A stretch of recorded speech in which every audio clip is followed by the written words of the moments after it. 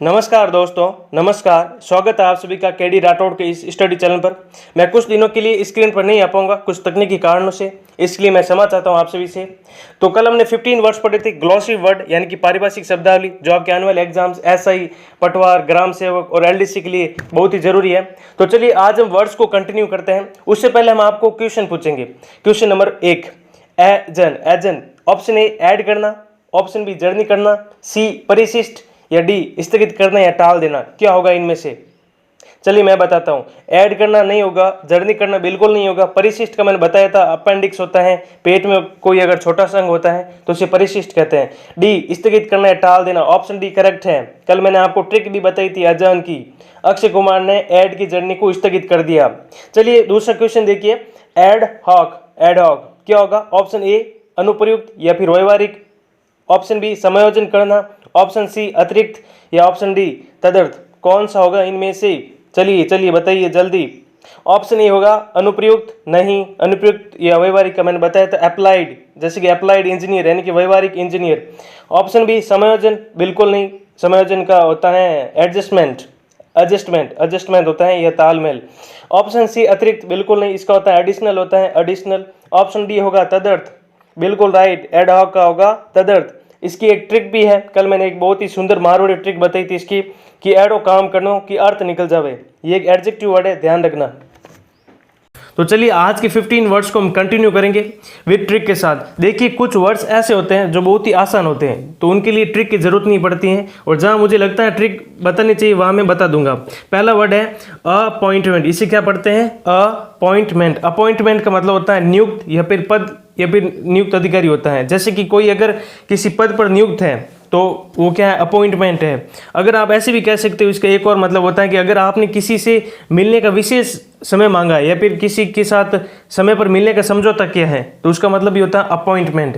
जैसे कि मैंने कह दिया आज 3 बजे मेरी मिस्टर शर्मा के साथ अपॉइंटमेंट है, यानी कि आज मेरी मिस्टर शर्मा के साथ क्या है? 3 बजे मीटिंग है। तो ये होता है इसका मतलब, यानी कि पूर्व नियोजित कार्य के लिए भी अपॉइंटमेंट का यूज किया जाता है। ये एक नाउन वर्ड है, ध्यान रखना। नेक्स्ट वर्ड आपके सामने ये रहा अप्रिसिएशन। कैसे पढ़ते इसे? अप्रिसिएशन या फिर एप्रिसिएशन। इसका मतलब होता है प्रशंसा या फिर गुणगान। ये एक नाउन वर्ड है, ध्यान रखना। ट्रिक मैं आपको बता देता हूं इसकी, आपरी प्रशंसा या फिर आपरा गुणगान। बहुत ही सुंदर ट्रिक है। नेक्स्ट वर्ड आपके सामने ये रहा अप्रोप्राइएशन। क्या है? अप्रोप्राइएशन। इसका मतलब होता है कि समायोजन या फिर विनियोजन। यहाँ पर विनियोजन का प्रयोग करना उचित होगा। ये एक विनियोग भी कह सकते हैं इसे, यानी कि किसी अगर आप फल के किसी विशेष फल के उद्देश्य के लिए अगर आप किसी वस्तु का उपयोग करते हो, किसी विशेष फल के उद्देश्य के लिए किसी वस्तु का आप उपयोग करते हो, तो वहाँ पर भी इसका अप्रोप्रिएशन यानी कि विनियोग का यूज होता है। जैसे कि अगर आप व्यापार में पूंजी लगाते हो तो उस क्रिया को क्या कहते हैं? विनियोग कहते हैं, अप्रोप्रिएशन कहते हैं। जैसे कि पुल की मरम्मत के लिए धन का विनियोग करना, तो इसे अप्रोप्रिएशन कहते हैं। ये एक नाउन वर्ड है, ध्यान रखना। नेक्स्ट वर्ड आपके सामने ये रहा। नेक्स्ट वर्ड आपके सामने है अप्रूवल। क्या पढ़ते हैं इसे? अप्रूवल। अप्रूवल का मतलब होता है स्वीकृति या फिर अनुमोदन या फिर किसी की सहमति होती है। ये एक नाउन वर्ड है, ध्यान रखना। जैसे कि क्या मैं आपके अनुमोदन से कुछ परिवर्तन ला सकता हूँ, यानी कि क्या मैं आपके अप्रूवल से कुछ परिवर्तन ला सकता हूँ, कुछ चेंजेस ला सकता हूँ, तो ये होता है अप्रूवल यानी कि स्वीकृति। नेक्स्ट वर्ड आपके सामने ये रहा आर्बिट्रेशन। कैसे पढ़ते इसे? आर्बिट्रेशन। आर्बिट्रेशन का मतलब होता है पंच फैसला, यानी कि अगर कोई दोनों पक्षों में विवाद हो जाए तो उस विवाद में पंच एक फैसला लेता है, उसे आर्बिट्रेशन कहते हैं। ये एक नाउन वर्ड है, ध्यान रखना। नेक्स्ट वर्ड आपके सामने ये रहा अरियज। कैसे पढ़ते इसे? अरियज। अरियज का मतलब होता है बकाया या फिर कोई चीज़ बाकी होती है, उसे अरियज कहते हैं। ये एक नाउन वर्ड है।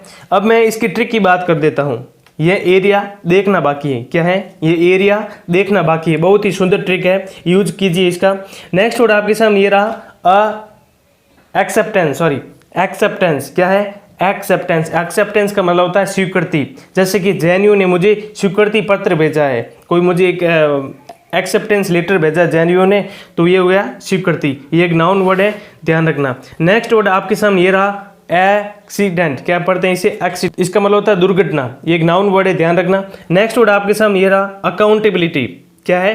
अकाउंटेबिलिटी। अकाउंटेबिलिटी का मतलब होता है जवाबदेही या फिर उत्तरदायी या फिर किसी प्रकार की जिम्मेदारी होती है, या फिर आप अगर जिम्मेदारी लेते हो तो वहाँ पर अकाउंटेबिलिटी का यूज करते हो, यानी कि ये एक नाउन वर्ड है, ध्यान रखना।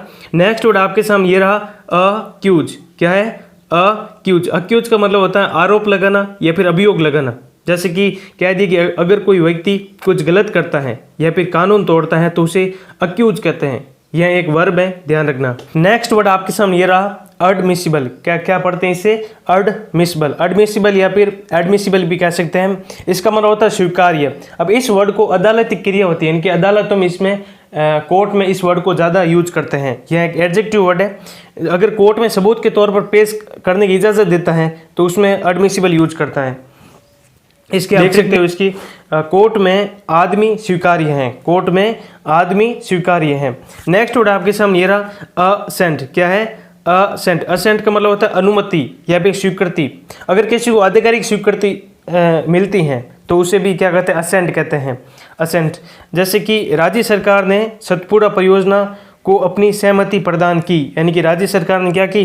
सतपुड़ा परियोजना को असेंट की, यानी कि उसे स्वीकृति दी। ये एक नाउन वर्ड है, ध्यान रखना। नेक्स्ट वर्ड आपके सामने ये रहा असेट। असेट तो आप सभी जानते हो, असेट या फिर एसेट। इसका मतलब होता है परिसंपत्ति। अगर किसी व्यक्ति की संपत्ति है तो उसे क्या कहेंगे? एसेट कहेंगे। जैसे कि विजय माल्या की संपत्ति तो इसे कहेंगे विजय माल्या की असेट। ठीक है, विजय माल्या असेट।